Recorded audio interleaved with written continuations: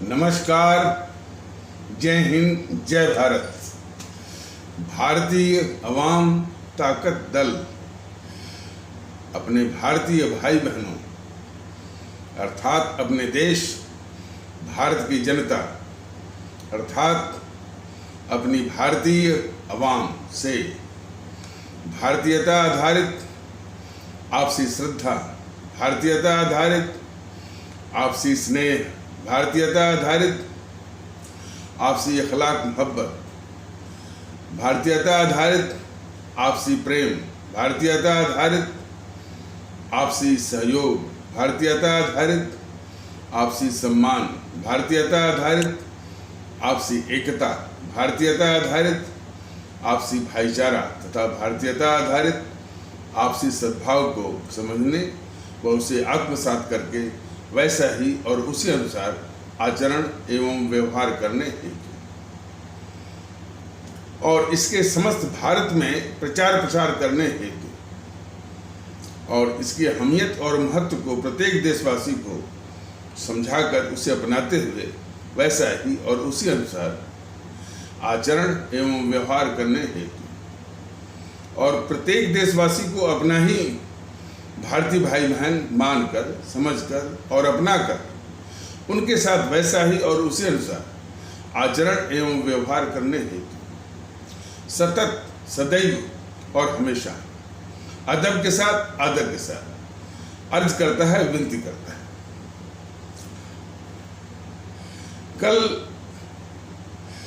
कल जो भारतीय अवाम ताकत दल ने इस YouTube के वीडियो के पैगाम के माध्यम से देश में जो भ्रष्टाचार है और तो भ्रष्टाचार से भी परिचय कराया। भ्रष्टाचार किस कदर हमारी आम आवाम के लिए, हमारे गरीब आवाम के लिए और इस मुल्क के लिए कितनी बड़ी अभिशाप और कितनी बड़ी विभीषिका बनी हुई है और इस पर किसी भी राजनीतिक दल की ये कोई चिंता नहीं है और विशेष करके जिन दलों ने इस देश को लूटा है, बेतहाशा लूटा है, उन पर भी कोई दल बोलने को तैयार नहीं है। और भी विशेषता है कि एक दल है भारतीय जनता पार्टी, उसके एक मुखिया हैं नरेंद्र मोदी जी। 2014 के चुनाव में उन्होंने पूरे 2014 के लोकसभा चुनाव में पूरा उन्होंने घूम करके ये प्रचार किया कि इस कांग्रेस ने इस देश को इतना लूटा है और लूट करके जो विदेशी बैंकों में काला धन जमा किया है, यदि वो सारा काला धन भारत आ जाए तो हर एक के खाते में 10-10, 15-15 लाख रुपए हो जाएंगे। हालांकि इसका उनके इस वक्तव्य का जो विरोध पक्ष मुख्य रूप से वो विरोध जिसके लिए मोदी जी ने ये बात कही है और वो तथ्य है। मोदी जी ने कोई गलत बात नहीं की, वो तथ्य है। तो उस तथ्य को तोड़ मरोड़ करके वही दल जिसने इस देश को लूटा है तो वो कहने लगा कि मोदी जी हमारे 15 लाख रुपए दो। ये कहने लगी कौन? जिसने खुद इस देश को लूटा है और जिसके लिए मोदी जी ने ये कहा कि उसी कांग्रेस ने इस देश को इतना लूटा है और उसको लूट करके विदेशी बैंक में काला धन के रूप में जमा किया है। यदि वो काला धन आ जाए तो हर एक के खाते में, हर एक भारतीय भाई बहन के खाते में 10-10, 15-15 लाख रुपए हो जाएंगे। तो इसको स्वीकार करने के बजाय, इसको मानने के बजाय वो लुटेरी जो है वो राजनीतिक दल उल्टे मोदी जी से कहने लगी या उसके नेता कहने लगे कि मोदी जी हमारा 15 लाख रुपए दो। तो खैर ये मोदी जी के शासन की विशेषता है कि देश में जितने भी भ्रष्टाचारी हैं, जितने इस देश के लुटेरे और डकैत हैं, वो उल्टे उनसे पैसे मांग रहे हैं। ये मोदी जी खुद जो है अपने शासन प्रशासन के आईने में खुद देखें कि देश के लुटेरे और देश के डकैत जिसके बारे में उन्होंने 2014 में कहा था, वो खुद मोदी जी से 15 लाख रुपए मांग रहे हैं। तो यही तो विशेषता है मोदी जी के शासन प्रशासन की। और खुद इस शासन प्रशासन के इस तरह के आईने में खुद मोदी जी अपना चेहरा दिखाएं। और विशेषकर यूपीए काल, जो कि विशेषकर 2004 से लेकर 2014 तक इतने घोटाले हुए, दिन प्रतिदिन घोटाला महंगाई का यह दौर चलता रहा। और उसमें भी विशेष करके यूपीए 2 काल में तो उसकी हद ही हो गई थी। तो वो जो घोटाले थे, 2G स्पेक्ट्रम,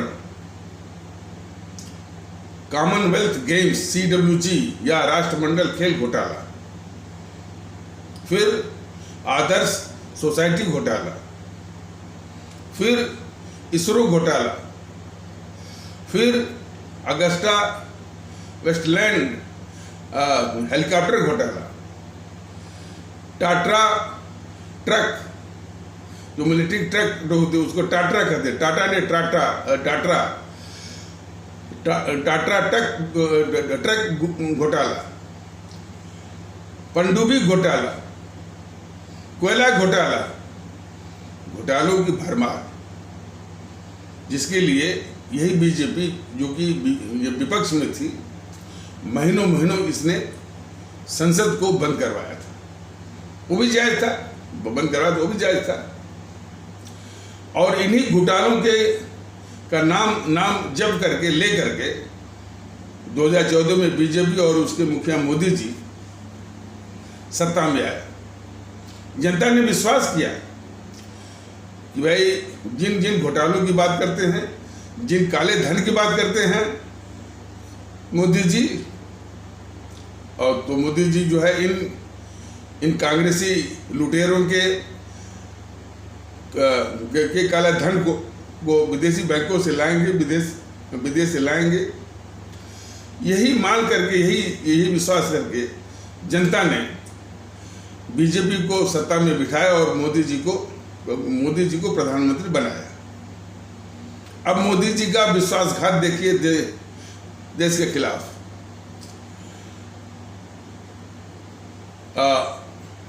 और यूपीए काल के यूपीए काल के अंतिम दौर में काले धन पर बहुत चर्चा हो रही थी।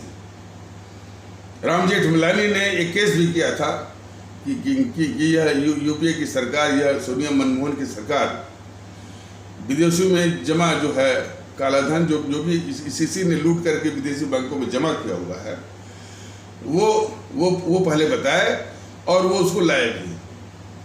ये यूपीए की सरकार उस दौरान सुप्रीम कोर्ट को बराबर झूठ बोलती रही कि हम जो है उस काले धन की जानकारी मेरे पास नहीं है और न हम दे सकते हैं, क्योंकि हम evidence of double taxation act, एक कोई एक्ट बना हुआ है, उसी का झूठ मूठ एक बहाना लेकर के evidence of double taxation act से हम बंधे हुए हैं, इसलिए हम जो है उसकी जानकारी नहीं दे सकते। यही झूठ बोल करके वो बहाना करते रहे। माननीय सर्वोच्च न्यायालय ने वो इस यूपीए सरकार पर बहुत डंडे बजाए, बहुत डंडे मारे, लेकिन ये कछुए की तरह जो है वो टस मस नहीं हुई। और इसका जवाब वही था कि हम इसकी जानकारी नहीं दे सकते हैं, क्योंकि हम जो है evidence of double taxation act से बंधे हुए हैं। ऐसा नहीं है कि वो जानकारी जो है वो भारत आई नहीं थी। उसी समय और भी देशों में काले धन पर काफ़ी चर्चाएं चल रही थी, और भी गूगल की तरह जो सर्च इंजन जो लगे हुए थे वो काले धन का पता लगाने के लिए जर्मनी की सरकार, जर्मनी सरकार की कोई सरकारी एजेंसी वह भी इस काम में लगी हुई थी, और उसने काफ़ी सूचनाएं इस संबंध में इकट्ठा भी कर ली थी। उस जर्मनी की सरकार भारत से ये कह रही थी कि दूसरे देशों को कुछ प्रभार के आधार पर, कुछ चार्जेस के आधार पर दूसरे देशों को काले धन के संबंध में उनके देश से संबंधित सूचनाएं वो दे रही है। भारत या भारत सरकार को वो फ्री ऑफ कास्ट, मुफ्त वो देने को तैयार है। तब भी ये सोनिया मनमोहन की यूपीए सरकार झूठ बोलती रही कि हमको, सुप्रीम कोर्ट में तो झूठ बोलती रही कि हमको ये जानकारी नहीं मिल रही है, जबकि जर्मनी की सरकार उस सूचना को देने के लिए मुफ्त में ही देने के लिए वो तैयार थी। यह पेपरों में भी आ गया था उसमें। लेकिन वह भी सूचना लेने के लिए जो कि मुफ्त में जर्मनी सरकार देने के लिए तैयार थी, उससे भी लेने के लिए तैयार नहीं थी, इसलिए कि यही तो डकैत थी और इसी का नाम आता। तो कैसे जो है उस सूचना को वो आधिकारिक रूप से जर्मनी से मंगाती और जो है अपना ही नाम जो है वो जो बेनकाब करती। ये तो असंभव बात है ना। तो वो इस बारे में भी टाल मटोल झूठ कर बोलती रही। तो इसके दो प्रभाव हुए। तो सूचना तो आ गई थी। हमारे भी कुछ मित्र वित्त मंत्रालय में मेरे ही स्तर के ज्वाइंट सेक्रेटरी थे,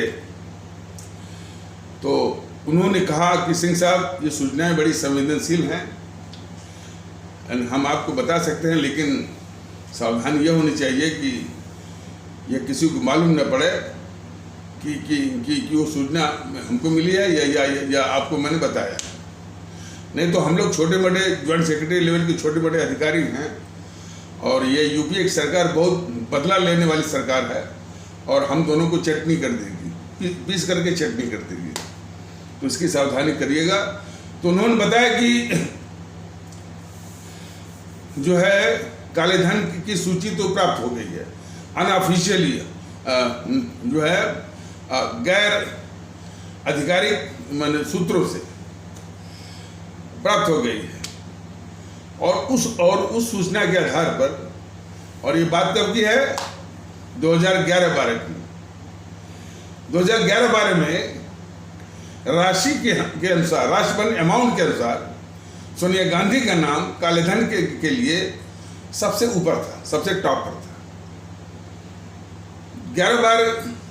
2011-12 में सोनिया गांधी के नाम पर 30 लाख करोड़ था,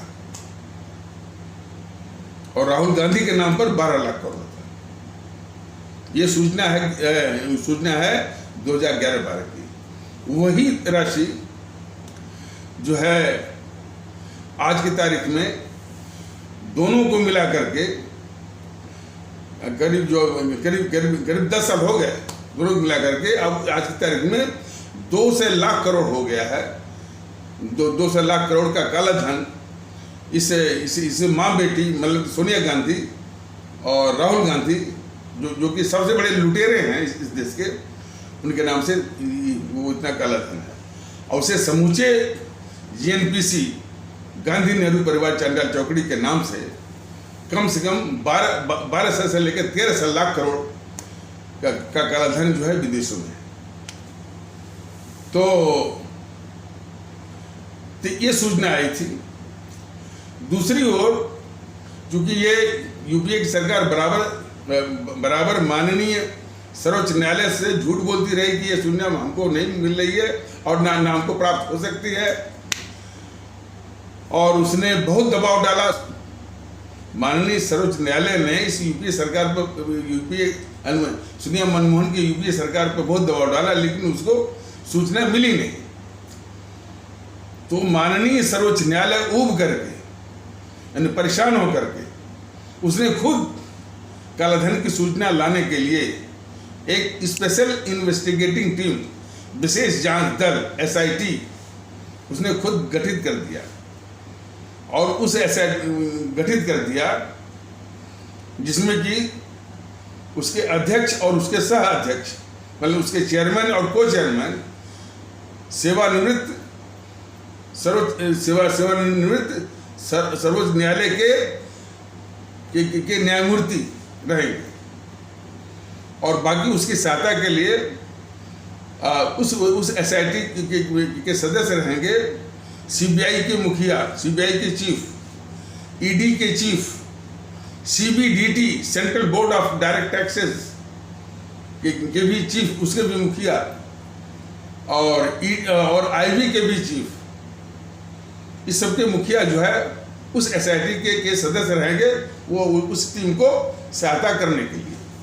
तो इस तरह की टीम जो है माननीय सर्वोच्च न्यायालय ने स्वयं गठित कर दिया, जो कि बराबर पूछती रही उसे सोनिया मनमोहन की यूपीए सरकार से, और ये झूठ बोल कर बहाना करती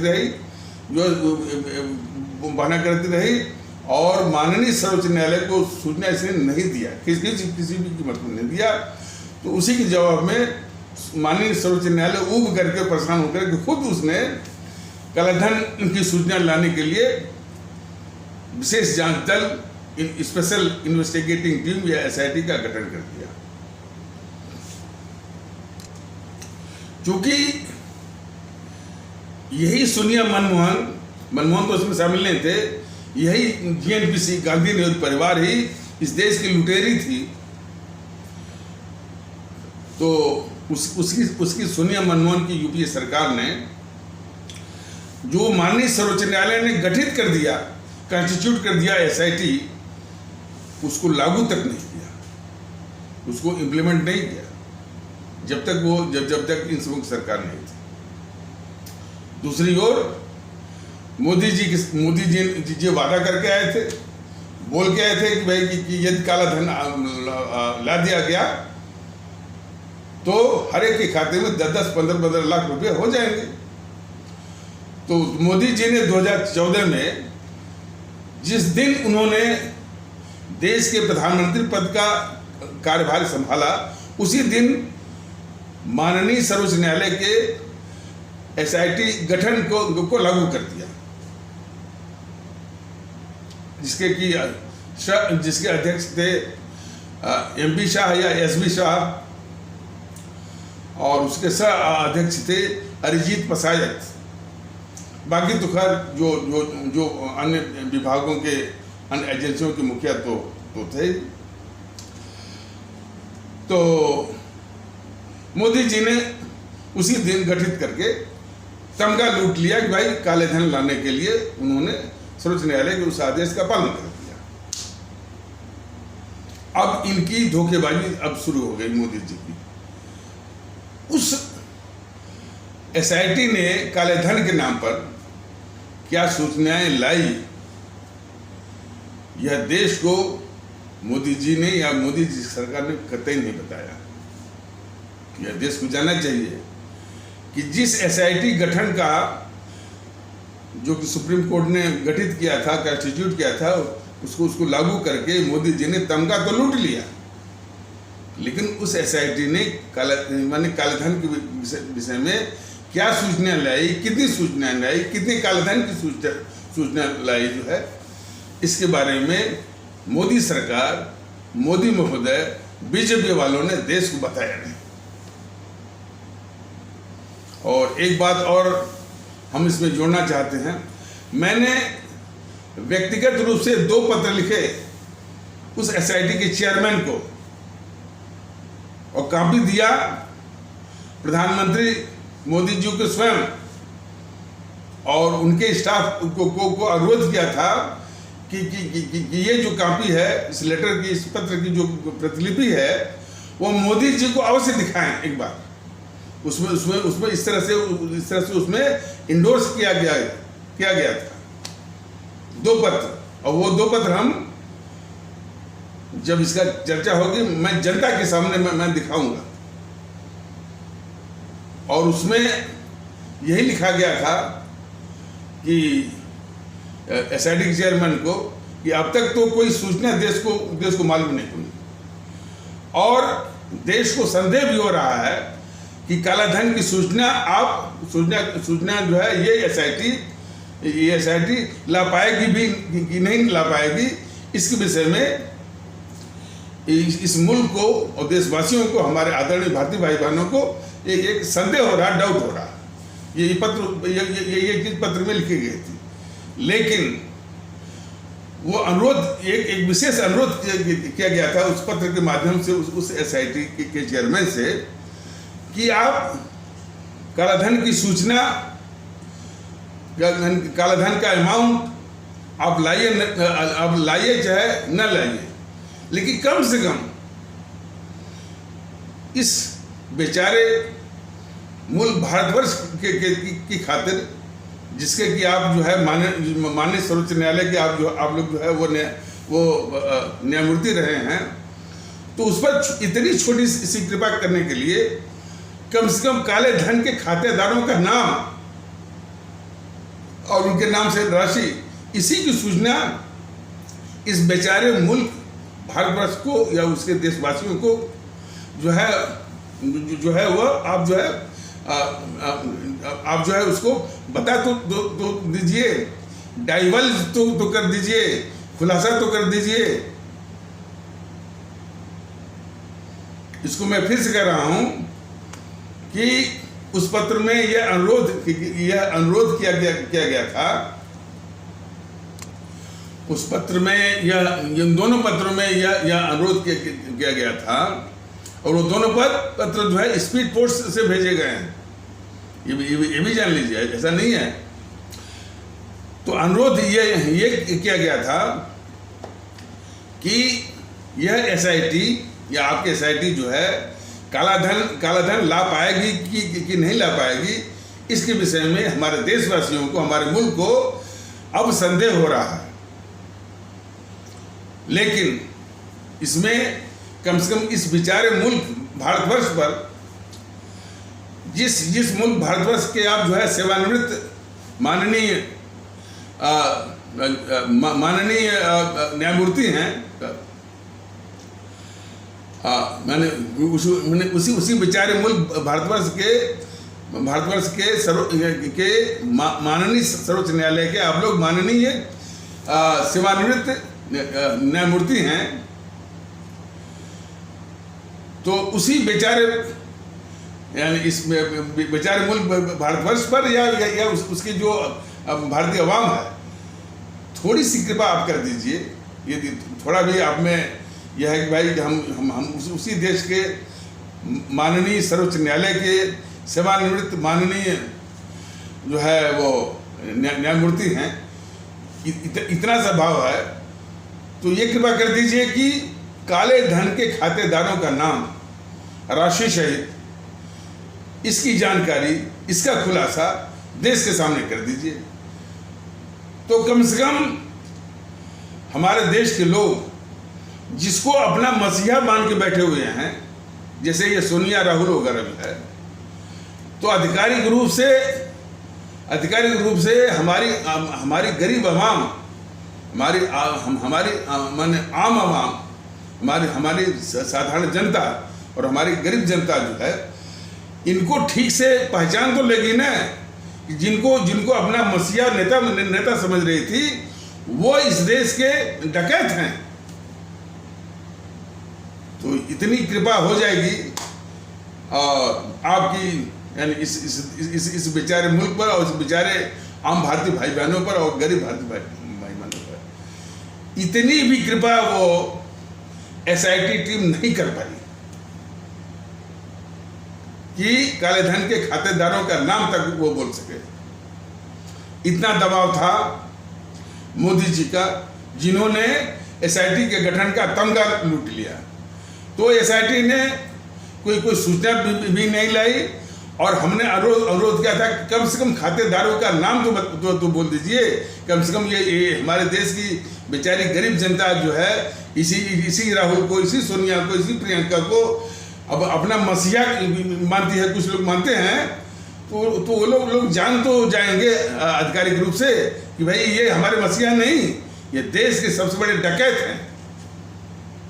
तो उसके अनुसार फैसला तो कर लेगी, क्योंकि इसी भ्रम में जो है कि हमारे मसीहा हैं, वो उनको वोट दे रही है, सत्ता में भेज रही है। लेकिन इतनी छोटी सी भी कृपा वो एसआईटी और वो एसआईटी के चेयरमैन वो शाह महोदय या उनके को चेयरमैन अरिजीत प्रसाद को इतनी भी कृपा करने की जहमत उन्होंने नहीं समझी है। उनका दोष नहीं है, दबाव तो जो है वो मोदी जी और मोदी जी की सरकार का था।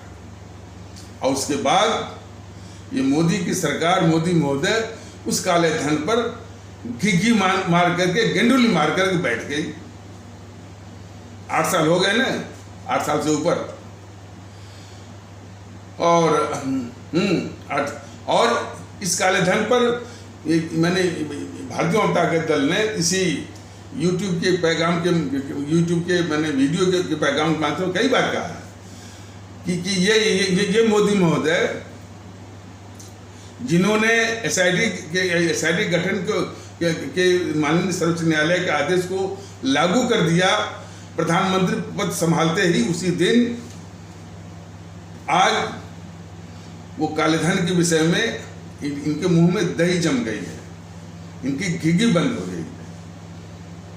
तो इतना बड़ा धोखा है अपने देश के साथ, अपनी आम आवाम के साथ, और जिस आम आवाम ने बड़ी आशा से, बड़ी उम्मीद से मैंने इनको वोट दिया है, इनको प्रधानमंत्री बनाया है कि आप कम से कम काला धन लाएंगे यानी इन डकैतों का। तो ये इस तरह का धोखा है मोदी जी का और बीजेपी वालों का।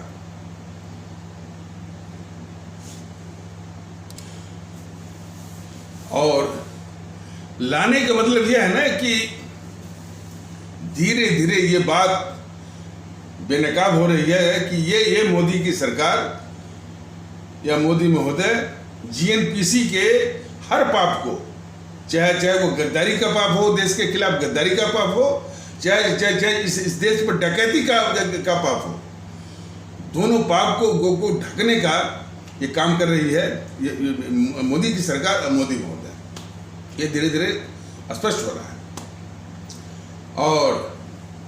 और उसके द्वारा उसके द्वारा लूट कर जमा किए हुए काले धन की भी रक्षा कर रही है ये मोदी सरकार, मोदी महोदय। ये तथ्य जो है, ये हकीकत हमारे पूरे देश के अवाम को जानना बहुत जरूरी है।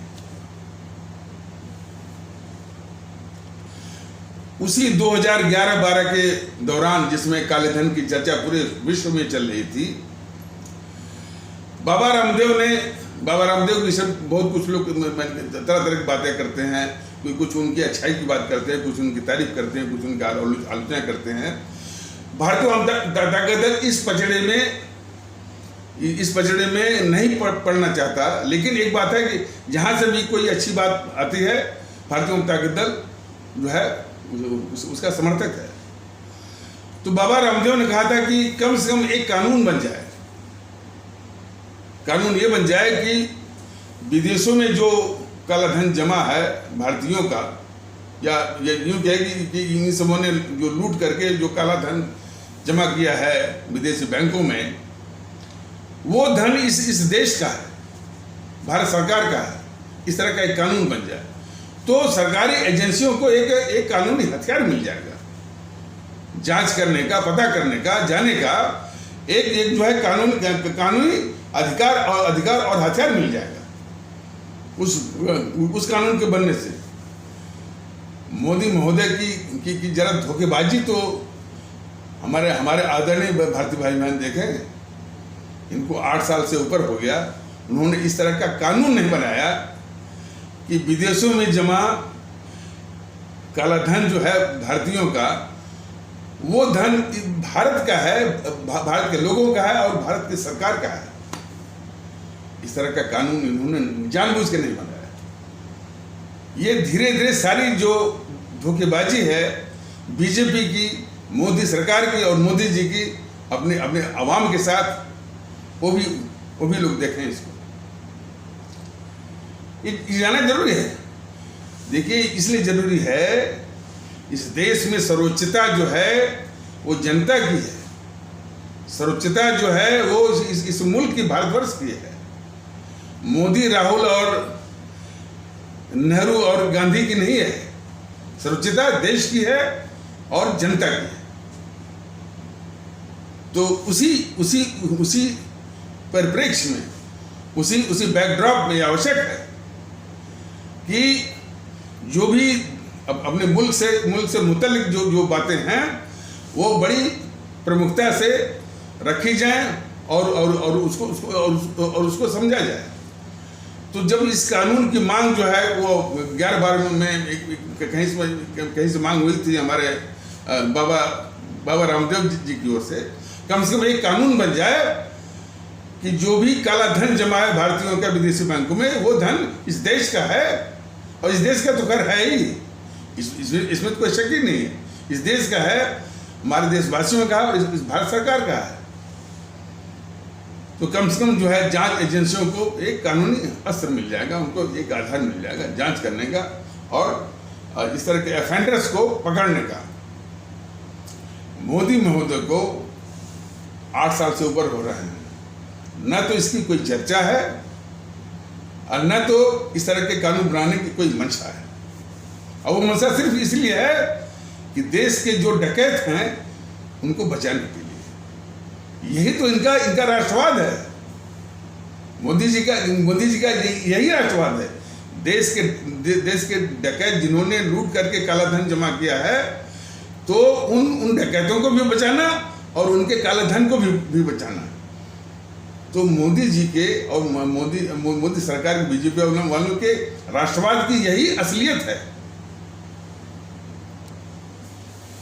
अब धीरे धीरे हमारे आदरणीय भारतीय भाई बहन इस बीजेपी को पहचानने लगे हैं कि क्या ये धोखा अपनी आवाम के साथ कर रही है।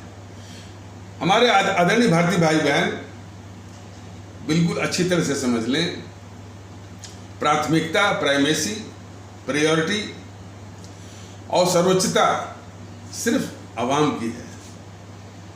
प्रायोरिटी, प्राइमेसी सिर्फ से मुल्क की है, न तो कभी मोदी जी का है कि प्रायोरिटी है, न तो सोनिया राहुल की प्रायोरिटी है, न तो कभी जो है राजीव, इंदिरा, नेहरू, गांधी की प्रायोरिटी है। प्रायोरिटी सिर्फ से मुल्क की है और आवाम की है। इन्हीं दो सिद्धांतों पर, इन्हीं दो पैमानों पर भारतीय जनता दल बराबर जो है इनकी करतूत को, एनपीसी के करतूत को और जो है अब बीजेपी के करतूत को, इनको आईना दिखाएगा और अपनी आवाम से भी कहेगा कि ये आईना देखें और अपने आवाम भी उसी पृष्ठभूमि में इनकी वास्तविकता को समझे, इनके राष्ट्रवाद की असलियत को समझे। तो अब जो है दूसरा टर्म समाप्त होने को है, मुश्किल से 1.25 साल रह गए हैं। तो अब जो है कुछ बात बनाना ये शुरू कर दी है। अब वो बातें अभी आधिकारिक रूप से तो नहीं आ रही हैं, या आधिकारिक रूप से हाँ साथ वो जेपी नड्डा महोदय जो कि बीजेपी के राष्ट्रीय अध्यक्ष हैं, हैदराबाद के किसी सम्मेलन में वो कह रहे हैं कि काले धन लाने के लिए मोदी जी ने जितना प्रयास किया उतना कोई कर नहीं सकता, और जो है कोई काला धन माने इस देश का भारत का कोई भी काला धन विदेशों में बैंक में है ही नहीं, और मोदी जी ने बहुत प्रयास किया। बताइए, रिपोर्ट है कि 12 से लेकर 13 लाख का काला धन है। जेपी नड्डा महोदय देश के सामने कितना झूठ बोल रहे हैं। हमारे देश के लोग जरा इनको देखें, ये बीजेपी के अध्यक्ष, राष्ट्रीय अध्यक्ष हैं और देश के सामने झूठ बोल रहे हैं कि भारतीयों का या भारत का कोई भी काला धन विदेशी बैंक में है ही नहीं। और मोदी जी ने बहुत प्रयास कर लिया।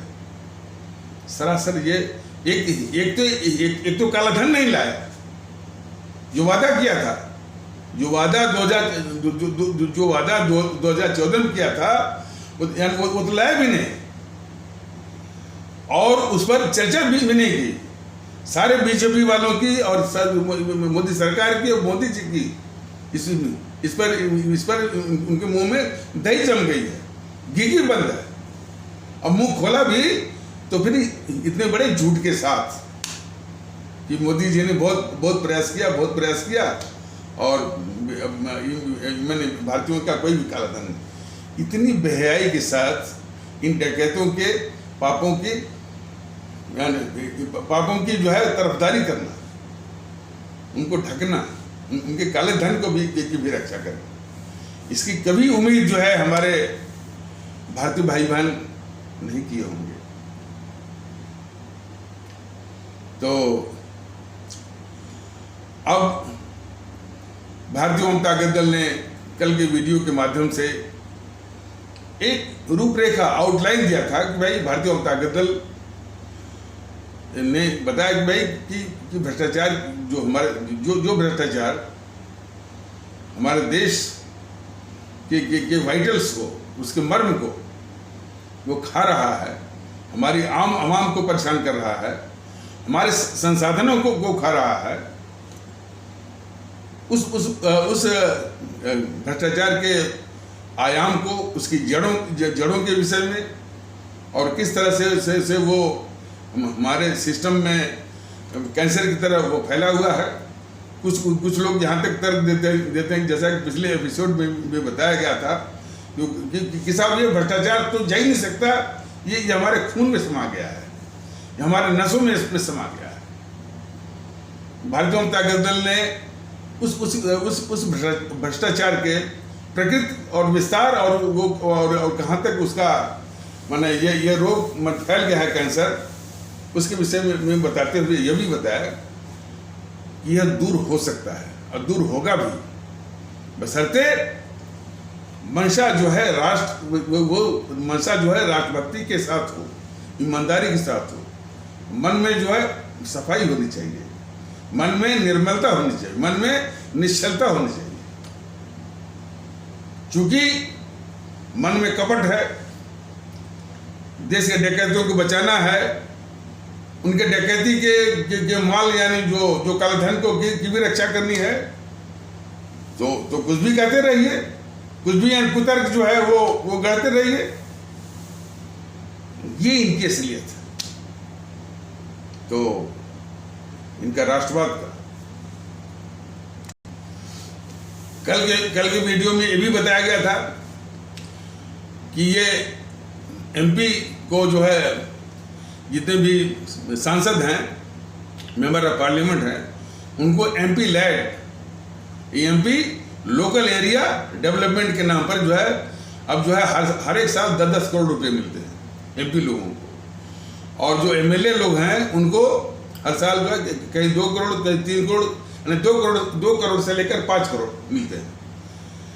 ये सभी पैसा हजारों करोड़ का हर एक साल भ्रष्टाचार की भेंट चढ़ जाता है।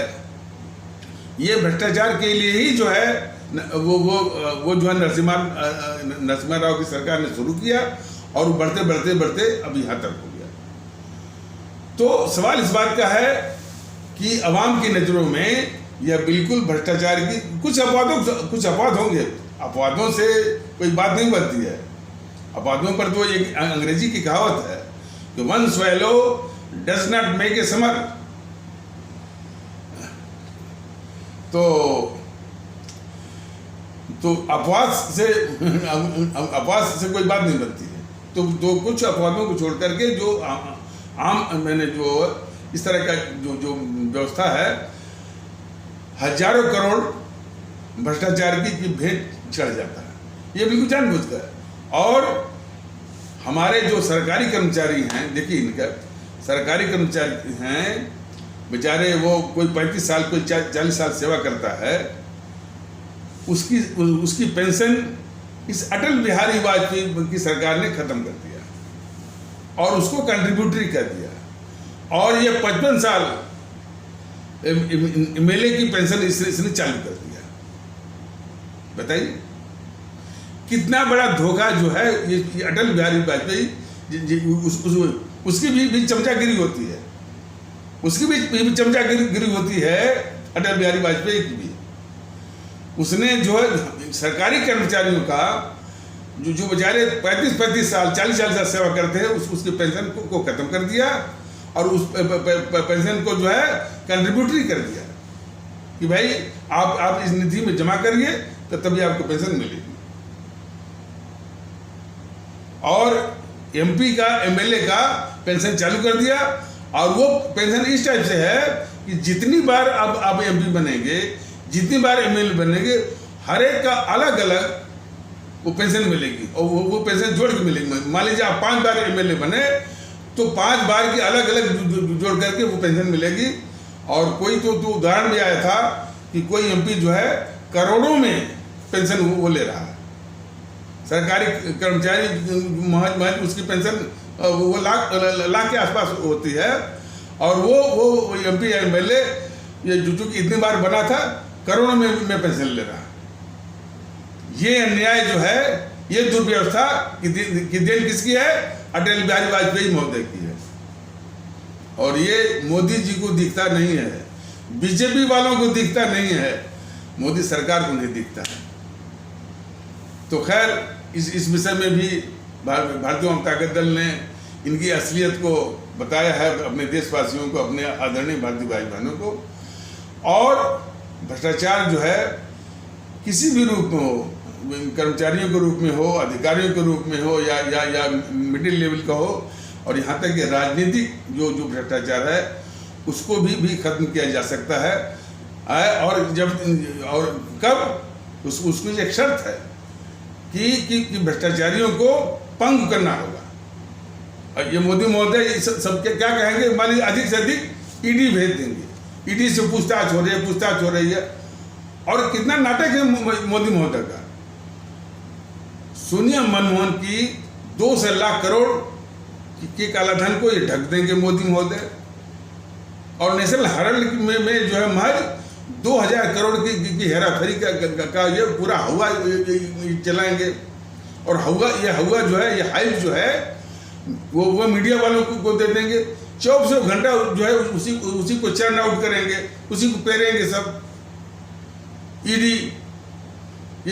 ईडी ने सम्मान किया राहुल को, राहुल पेश हुए, लंच किए, लंच के बाद पहुंचे। अब सोनिया ने बहाना करके वो गंगाराम हॉस्पिटल में भर्ती हो गई, अब स्वस्थ हो गई, अब बहाना कर रही है। यानी असलियत यह है कि इसके 200 लाख करोड़ को बचाने के लिए मोदी जी क्या साजिश कर रहे हैं, इसको ढकने के लिए। इस पर किसी के ध्यान न जाए तो इस नेशनल हेराल्ड का और ईडी का हुआ जो है वो खड़ा किया गया। यही तो धोखेबाजी है। मोदी महोदय बीजेपी की इस आवाम के साथ यानी क्या धोखेबाजी है, ये हमारे देश के लोग बहुत गंभीरता से इसको देखें। इसको कोई बीजेपी वाला को यह कहते सुना गया कि मोदी महोदय ने मैंने भ्रष्टाचार, गद्दारी, इन शब्दों को बैन कर दिया। एक तो उसको समझ में आना चाहिए कि यह जो है लोकसभा अध्यक्ष के अधीन आता है और उन्होंने बैन नहीं किया, बल्कि उन्होंने ये कहा है कि यदि इन शब्दों का प्रयोग किया जाएगा गद्दार या भ्रष्टाचार या भ्रष्टाचारी के संबंध में, तो वो लोकसभा के रिकॉर्ड का हिस्सा नहीं बन पाएंगे। बस इतनी सी बात। तो वो लोकसभा अध्यक्ष हैं, वो उनका अधिकार है, जो उनका विवेक है, कोई बात नहीं है उनका। लेकिन वो भी जान लें कि जो मुद्दे जनता से मुतल्लिक है, तो उस लोकसभा से भी एक बड़ी संसद है, जन संसद, जनता की संसद। तो उसमें जो है जनता से संबंधित मुद्दे वो उठाए जाएंगे, चाहे वो भले वो दबा दें। और खास करके जबकि देश को लूटा गया हो और जो है वो और कोई संसद में इस शब्द को दबाने की बात तो नहीं, बल्कि वो रिकॉर्ड का हिस्सा नहीं बनता है, तो ये अपने आप में एक आईना होगा। भ्रष्टाचार इस देश की क्या सबसे बड़ा अभिशाप है, और कोई उसको कहे कि संसद में जो है ये उठेगा नहीं, तो वो खुद समझे कि जनता के समक्ष जो है वो अपने को क्या दिखाना चाहता है। और ये सबसे बड़ा आईना है कि जिस समस्या से जनता परेशान है और इस देश को लूट करके डकैतों ने जो है वो जमा किया हुआ है काला धन, तो उस भ्रष्टाचार के शब्द पर जो है इस तरह से किया जाना जो है, तो खुद आईने देखें और क्या। तो इसमें विशेष रूप से भारतीय वामता दल को कुछ कहना नहीं है। उस संसद से भी एक बड़ी संसद जो है, जो जन संसद है, जनता की संसद है, उसमें भारतीय वामता दल बराबर इस चीज को उठाएगा और फैसला करना है जनता को। और थोड़ा सा सभी लोग जाने कि जनता से ही वो संसद बनती है, संसद से जनता नहीं बनती है। तो काले धन पर जेपी नड्डा से लेकर के कुछ और बीजेपी वाले इस तरह से झूठ बोलना, कुतर्क जो है वो शुरू कर दिए हैं। तो एक ने कहा कि हमने जो है भ्रष्टाचार के शब्द को जो है लोकसभा में बैन करवा दिया, तो भ्रष्टाचार खत्म हो गया। ये कुतर्क जरा सुनिए। किसी बीजेपी वाले का ये कुतर्क देते हुए सुना गया कि वो कह रहा है कि हमने लोकसभा में भ्रष्टाचार शब्द पर प्रतिबंध लगा दिया, इसलिए देश में भ्रष्टाचार को खत्म हो गया। देखिए तो इनके तर्कों का खोखलापन या कुतर्क की ये जो दशा है, इसको भी देखने की जरूरत है। कुछ बीजेपी वाले ये भी कहते सुने जा रहे हैं। देखिए ऐसा है कि इन जो बातें, जिन बातों का बीजेपी वालों की बातों का जो यहाँ उद्धृत किया जा रहा है, वो बड़े आराम से इनकार भी कर सकते हैं, बराबर होता है। अब हमने देखा कि एनपीसी कांग्रेस वाले भी किसी अपने नेता से जो उनके मन की बात रहती है वो कहलवा देते हैं, और जब उसकी आलोचना होने लगती है तो बोलते हैं कि ये उनका व्यक्तिगत विचार है, इसका उससे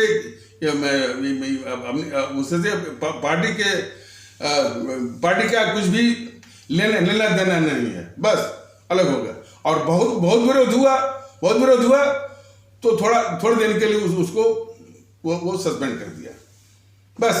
लेकिन वो पार्टी की ही लाइन, पार्टी के ही विचारों को वो बोलता है। तो उसी प्रकार जो है ये बीजेपी के जो लोग जो कहते हुए सुने जाते हैं, इससे बीजेपी के अंदर उनकी मानसिकता को प्रदर्शित करता है। तो उनकी मानसिकता बीजेपी वालों की यह है कि हमने यदि भ्रष्टाचार के शब्द को लोकसभा में प्रतिबंधित करा दिया, उससे भ्रष्टाचार देश से चला गया, खत्म हो गया। तो इस तरह के कुतर्कों की दशा क्या है, कुतर्कों की क्या कितना खोखलापन है, इसको समझने की आवश्यकता है। कुछ बीजेपी वाले तो यह भी कहते सुने जा रहे हैं कि मोदी जी बहुत विदेश जाते हैं, बहुत विदेश में घूमते हैं, और हर देश से वो कालाधन पूछते हैं, पता करते हैं, और 8 साल में वो पूछते थक गए बेचारे, और कहीं उनको कालाधन का पता नहीं चला। तो कुछ बीजेपी वाले ये कहते हैं कि मोदी जी विदेश में बहुत घूमते हैं, काले धन का पता करते हैं, और जो है और कहीं भी उनको काला धन दिखा नहीं। इन बीजेपी वालों को ये समझना चाहिए कि काला धन का पता करने के लिए प्रधानमंत्री नहीं जाता है, उसकी एजेंसी जाती है। देश पर कोई आक्रमण होगा तो क्या मोदी जी मोदी जी लड़ेंगे, सेना लड़ती है। तो सरकार की जो एजेंसी है वो काम करती है। तो काले धन का पता करने के लिए तमाम सीबीआई है और भी एजेंसी है, उसको करना है। मोदी जी क्या कर पाएंगे और मोदी जी को कौन देश बताएगा? तो ये तरह का कुतर्क जो है इन सबों ने बीजेपी वालों ने शुरू कर दिया है। क्यों? कि इनकी असल मंशा तो है कि देश के डकैतों को और देश के दुश्मनों को, जिन्होंने इसी देश का पैसा लूट करके विदेशी बैंकों में काला धन के रूप में जमा किया है, तो उन डकैतों को भी बचाना है और उनके द्वारा लूट कर जमा किए हुए काले धन को भी बचाना है। ये साजिश है बीजेपी वालों की, मोदी सरकार की और मोदी जी की। तो इसीलिए कुतर्कों की ये बाढ़ चली आ रही है। और ये कुतर्क जो है सिर्फ बीजेपी की ओर से नहीं है, सभी दल लगभग वो उनके मतलब ये देखा गया कि शायद फेसबुक पर उनके कमेंट देखे गए। तो एक कमेंट जो है वो जीएनपीसी की ओर से भी था।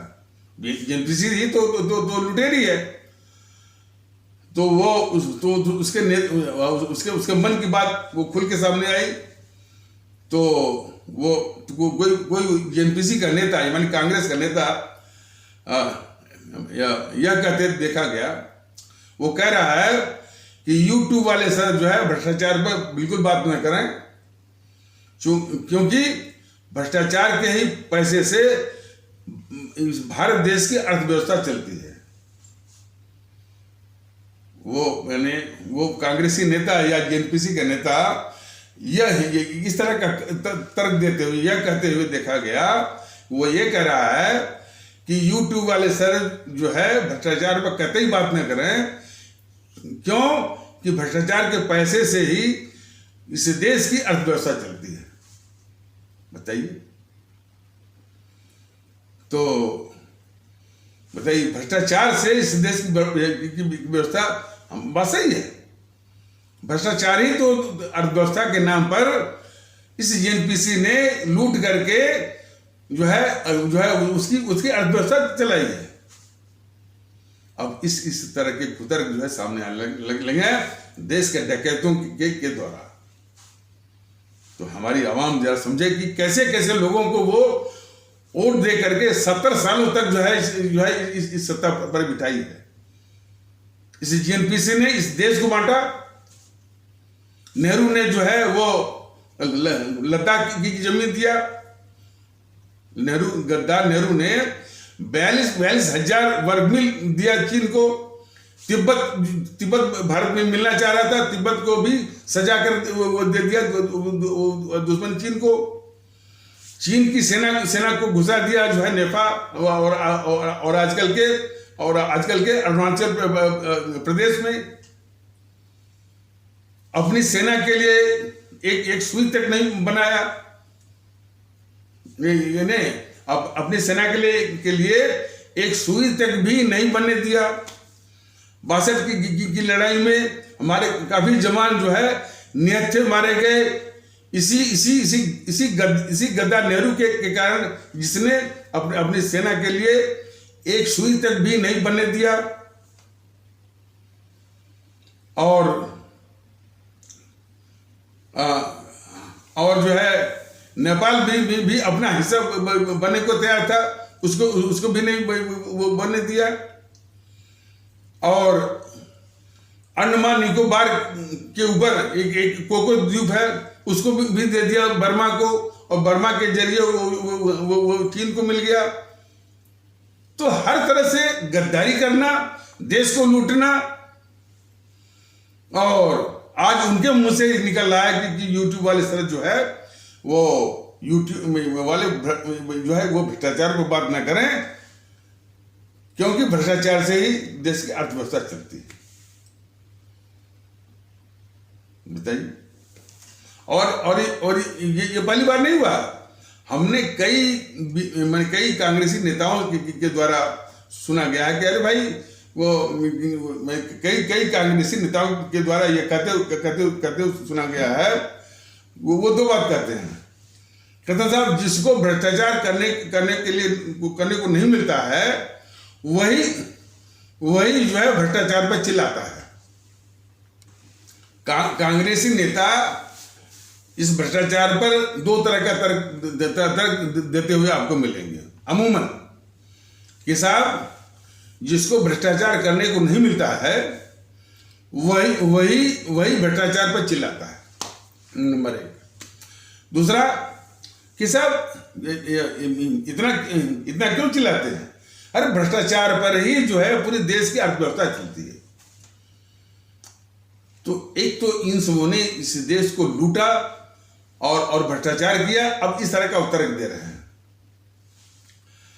और कोई बीजेपी का नेता यानी इस तरह का कुतर्क, देखिए सारे यानी जो देश के दुश्मन हैं, जिन्होंने लूटा है, जो डकैते हैं, किस तरह का तर्क वो गढ़ते हैं, इसको भी हमारे आदरणीय अवाम, हमारे आदरणीय भारतीय अवाम बहुत गौर से देखे। तो कोई बीजेपी का नेता यह कहते हुए सुना गया कि साहब यदि भ्रष्टाचार के जरिए किसी गरीब के पेट में 2 रोटी जाती है तो यूट्यूब वाले सर को क्या तकलीफ होती है? उनको जानना चाहिए। और हमारी पूरी संपूर्ण हमारे आदरणीय भारतीय अवाम ये उनको बताना चाहेगी कि भ्रष्टाचार के जरिए जो कुछ ही लोगों के हाथों में जो है इतना अनाप शनाप की संपत्ति आ जाती है कि हमारे जो गरीब भारतीय भाई बहन भूखों पेट सोते हैं। उनके पेट में जो है उनके पेट में रोटी नहीं पहुंचती है, महंगाई की मार वो झेल रहे हैं। और जिन्होंने अनाप शनाप पैसा भ्रष्टाचार के द्वारा इकट्ठा कर लिया है उन पर तो कोई असर ही नहीं है। तो इस हकीकत को जाने इस तरह के यानी कुतर्क देने वाले। तो अब आपके सामने है कि इस देश को वो लूटते भी हैं, और जब कोई भ्रष्टाचार पर उनको बेनकाब करना चाहता है, बेनकाब कर रहा है, खास करके भारतीय जनता दल, तो इस तरह के कुतर्कों के साथ वो सामने आ रहे हैं। लेकिन हमारे आदरणीय भारतीय भाई बहन, सिर्फ हमारे बेनकाब करने से क्या होगा? यदि आप इन्हीं अभिशापों को वोट देते रहेंगे, इन्हीं को सत्ता देकर अपने सर पर बिठाते रहेंगे और इन्हीं के पापों को आप भोगते रहेंगे, कब तक भोगेंगे आप बताइए? और वो भी इसलिए जातिवाद को आपको तोड़ना होगा। यही तो है जहर। जातिवाद के जहर के रास्ते से, संप्रदायवाद या सांप्रदायिकता के जहर के रास्ते से, भाषावाद या भाषावाद के जहर के रास्ते से, प्रांतवाद के जहर के रास्ते से, क्षेत्रवाद, समूहवाद इसके रास्ते से इन अभिशापों को आप सत्ता में भेज रहे हैं और उनके पापों को आप झेल रहे हैं। इसको बंद करना होगा। यह जो है अंग्रेजों वाली गुलामी से भी बदतर गुलामी की स्थिति है। इसलिए भारतीय जनता दल ने शुरुआत की है कि पूरे देश के लोग अपने को भारतीय समझें और अपने जो दूसरे देशवासी हैं उनको भी अपना भारतीय भाई बहन माने। एकता जो है भारतीयता के आधार पर होनी चाहिए। किसी को तमिल मत समझिए, किसी को पंजाबी मत समझिए, किसी को बंगाली मत समझिए, किसी को जो है वो कन्नड़ी मत समझिए, किसी को मलयालवी, सभी अपने भारतीय भाई बहन। ये सारी दीवारें भाषा की, प्रांत की, जो कि कृत्रिम रूप से स्वार्थवश जो है वो स्वार्थवश जो है खड़ी की गई है इस देश को विखंडित करने के लिए। आज उन सारी दीवारों को तोड़ना है और भारतीय एकता को जो है वो मजबूत करना है। इसी यथार्थ को समझाने के लिए भारतीय जनता दल अभी फिलहाल संसाधन के चलते जो है यूट्यूब के वीडियो के माध्यम से ये कर रहा है, और इसको भी लोग देख रहे हैं, इस बात नहीं है। और सुखद बात है कि एक कोई भारतीय भाई थे, उनकी प्रतिक्रिया सुनने को मिली है। वो कह रहे हैं कि जिस आशा के साथ मोदी और योगी को वोट दिया गया था, सत्ता में बिठाया गया था, अब जो हकीकत सामने आ रही है, जो असलियत सामने आ रही, इनकी असलियत सामने आ रही है कि अब ये दोनों के दोनों, मोदी महोदय और योगी महोदय, देश के लिए अब ये लाइबिलिटी बन गए, एक बोझ बन गए। क्यों? इनको जहां कार्रवाई करनी चाहिए, जहां बुलडोजर चलाना चाहिए, वहां बुलडोजर ये नहीं चलाते। इनको बुलडोजर चलाना है राहुल के ऊपर, यानी राहुल की संपत्तियों के ऊपर। इनको बुलडोजर चलाना है सोनिया की संपत्तियों के ऊपर।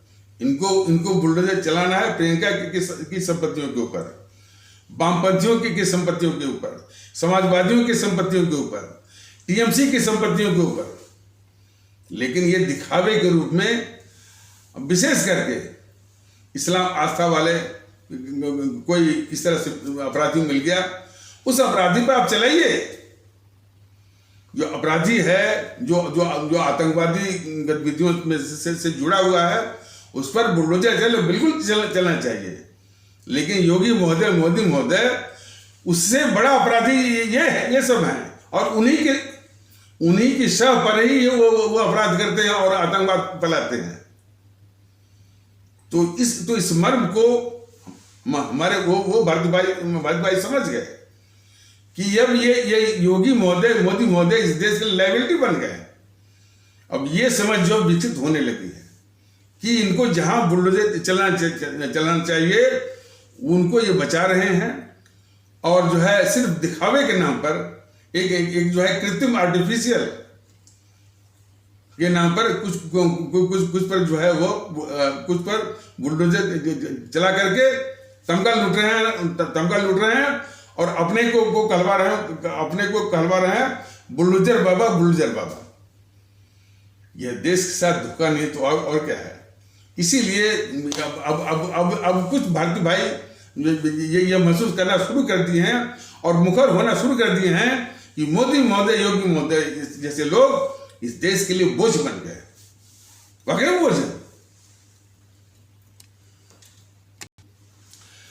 भारतीय जनता दल के भ्रष्टाचार खत्म करने की रूपरेखा से, और अभी भारतीय जनता दल सत्ता में भी नहीं आया है, लेकिन इसी भ्रष्टाचार को खत्म करने के और जड़ से खत्म करने की जो आउटलाइन या जो इंट्रोडक्शन रूपरेखा आउटलाइन जो बताया गया, उससे सिर्फ बीजेपी और कांग्रेस कोई बुरा नहीं लगा, उनको तकलीफ नहीं हुई। और उनको तकलीफ क्यों हुई, इसका भी खुलासा मैंने इसमें इसी एपिसोड में बताया गया है। तो उन्हीं को सिर्फ तकलीफ नहीं हुई है, जो छुटभैये किस्म के हैं, वो प्रकाश राजभर, उसको भी तकलीफ हो गई। असदुद्दीन ओवैसी, उसको भी तकलीफ हो गई, और भी पार्टियों को तकलीफ हो गई। तो जो भ्रष्टाचार के समर्थक रहे हैं या भ्रष्टाचार करते रहे हैं, वो सबको तकलीफ हो रही है। ये तो विशेषता है। लेकिन उनको वोट मिल रहा है, कोई जो है वो हमारे इस्लाम आस्था वाले भारतीय भाई बहनों का रहनुमा बन रहा है, असदुद्दीन ओवैसी जैसे लोग। कोई इसी भारतीय समाज का एक टुकड़ा काट लिया वो जाति के नाम पर, और उसी की एक विखंडित राजनीति कर रहे हैं, उनको भी तकलीफ हो रही है। तो ये सब भ्रष्टाचार के कीड़े हैं, और भ्रष्टाचार कि और भ्रष्टाचार के खात्मे की दशा में या उसकी खबर से इनको तकलीफ होनी ही होनी है। यही तो पहचान है। भ्रष्टाचार चलता रहे, कोई असर नहीं, कोई खबर नहीं। भ्रष्टाचार को समाप्त किया जाए तो इनको तकलीफ होगी। ये तो इनकी पहचान है।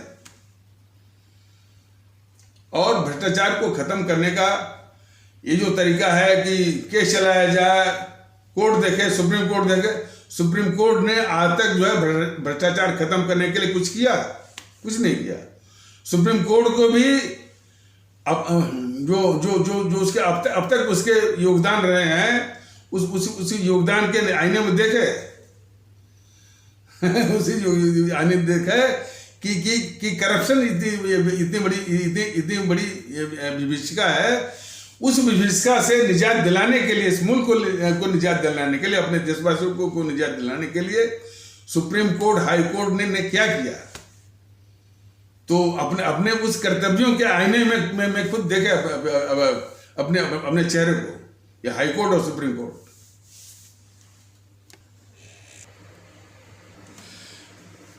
तो भ्रष्टाचार उन्मूलन के संबंध में जो सुप्रीम कोर्ट की भूमिका, हाई कोर्ट की भूमिका का जिक्र इसलिए किया गया है कि लोग, जैसे मोदी महोदय या मीडिया कहता है, मीडिया या मोदी महोदय या ये लोग कहते FIR हो गया, जेल हो गई, ईडी ने पूछताछ करी। मोदी महोदय, आप जान लीजिए, इससे जो है भ्रष्टाचार जाएगा नहीं। भ्रष्टाचारियों को पंग करना पड़ेगा। पता नहीं आपको मालूम है नहीं, पंग माने क्रिपल करना पड़ता है, ताकि उनकी हिम्मत और उनकी जरूरत और उनकी आदत छूट जाए। ये आप कर सकते हैं? नहीं करेंगे ना, तब तक जो है ये भ्रष्टाचारी मानेंगे नहीं। और ये भी बात बताई गई है कि जितना काला धन विदेशी बैंकों में जमा है, करीब 1200 से लेकर 13 लाख करोड़। देखिए, जब ये 1200 से 13 लाख करोड़ की बात कही जाती है, इसका मतलब कि $16 ट्रिलियन बनता है। चूंकि रुपए की कीमत बहुत घटी है। मैंने एक आध महीने पहले जो है वो $1 जो है 70 रुपये का हुआ करता था, और आज की तारीख में वो 80 के पास पहुंच गया है। इतना गिरा है रुपया। तो खैर, इसके विषय में कुछ लोग और भी तर्क दे रहे हैं कि रुपया जो है डॉलर को छोड़कर जितनी भी और मुद्राएं हैं उसके खिलाफ मजबूत हुआ है। ये गिरा है सिर्फ जो है वो मैंने डॉलर के मुकाबले में। तो कोई तर्क दे रहा था कि अमेरिका जो है इसका इंटरेस्ट रेट बढ़ा दे रहा है और उसको डॉलर को महंगा कर दे रहा है, और ये उसी को नुकसान होगा। ठीक है, उसको नुकसान हुआ करे, लेकिन डॉलर के मुकाबले यदि रुपया गिरा है तो खैर अच्छा। और एक अच्छा उपाय किया गया है कि वो अब शायद RBI मतलब वो रिजर्व बैंक ऑफ इंडिया अब इस पर विचार कर रहे हैं कि जो भी व्यापार जो होगा, विदेश व्यापार जो होगा, वह जो है डॉलर में नहीं बल्कि रुपया में होगा। तो इससे जो है डॉलर पर निर्भरता भी, और डॉलर की जो हैकड़ी है कि तमाम उसका रेट जो बढ़ा रहे हैं वो भी कम आएगी। तो अच्छा। अरे इसने जो है रूस ने तो शुरू ही कर दिया कि भाई कि जो भी हम तेल बेचेंगे, गैस बेचेंगे, उसका पेमेंट आप उसकी अदायगी, उसका पेमेंट जो है रूबल, जो वहाँ की जो है करेंसी है, जो मुद्रा है, उसी में करना होगा। तो धीरे धीरे दुनिया के देश यदि डॉलर पर विदेश व्यापार के संबंध में डॉलर पर निर्भरता पर जितना ही कम करेंगे, उतना ही इसकी जो हैकड़ी है डॉलर की वो कम होती जाएगी। अमेरिका की भी हैकड़ी जो वो कम हो जाएगी, और ये जरूरी है। तो उस दिशा में जो भारत सरकार ने पहल किया है कि वो विदेशी व्यापार जो है डॉलर में न करके जो है वो रुपये में करेगा। तो रुपये की कीमत अपने आप वो बढ़ेगी। तो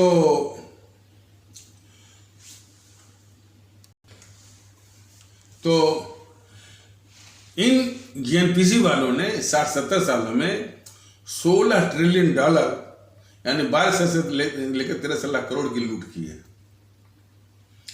अब जरा सा ये बताना चाहेंगे, अंग्रेज जो है, अंग्रेजों ने 200 साल तक शासन किया।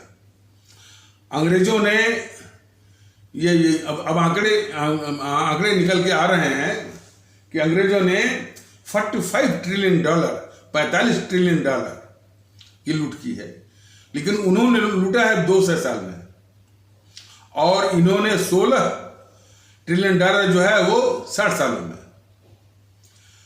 तो दोनों का हिसाब लगाइए तो 16×3=48 बनता है, 16×3=48, और वो भी जबकि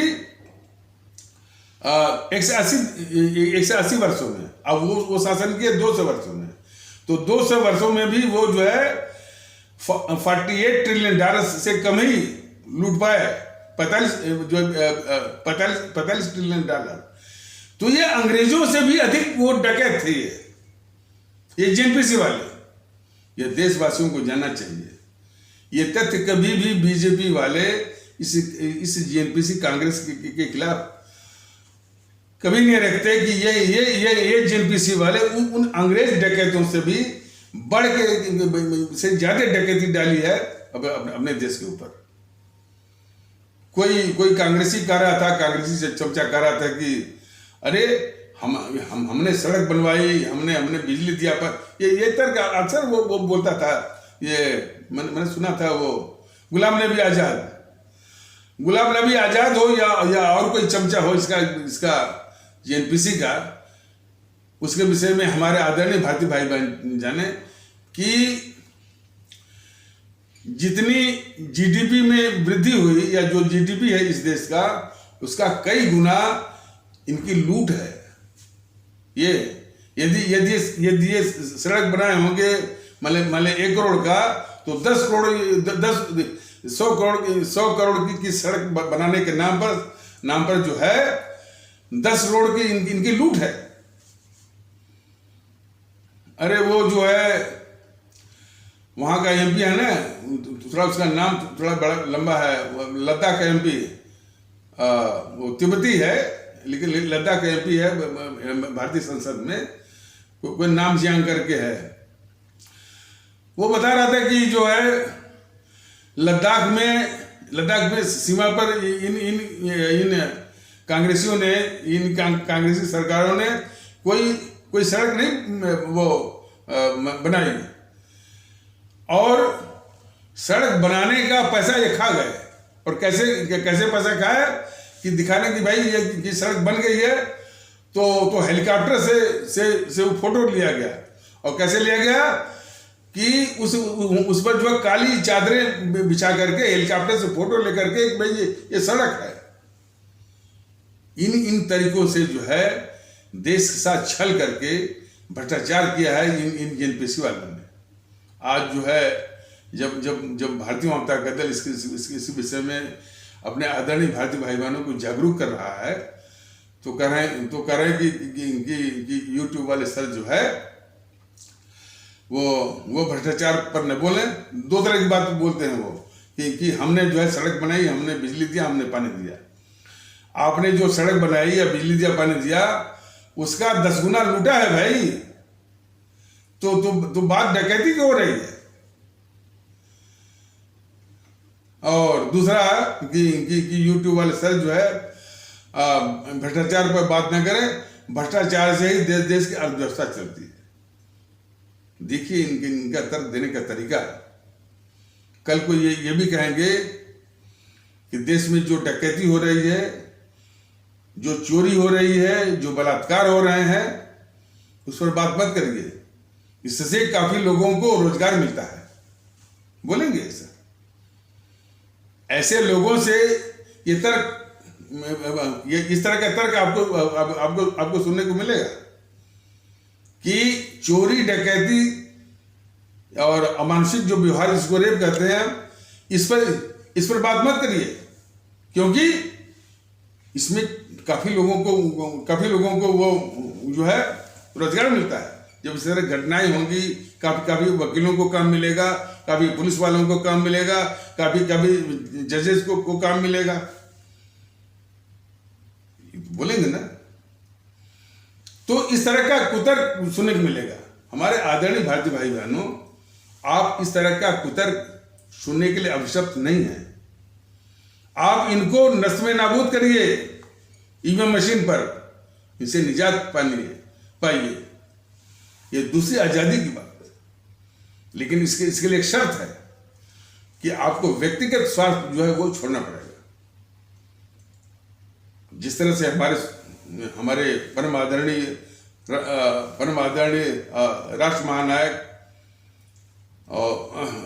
राष्ट्रमहानायक राष्ट्रभक्त शिरोमणि नेताजी सुभाष चंद्र बोस ने आह्वान दिया था कि तुम मुझे खून दो, मैं तुम्हें आजादी दूंगा। तो भारतीय जनता दल उन्हीं महापुरुष से प्रेरणा आशीर्वाद लेकर के आज ये कह रहा है कि आप अपना व्यक्तिगत स्वार्थ दीजिए। भारतीय जनता दल आपको दूसरी और वास्तविक आजादी देगा।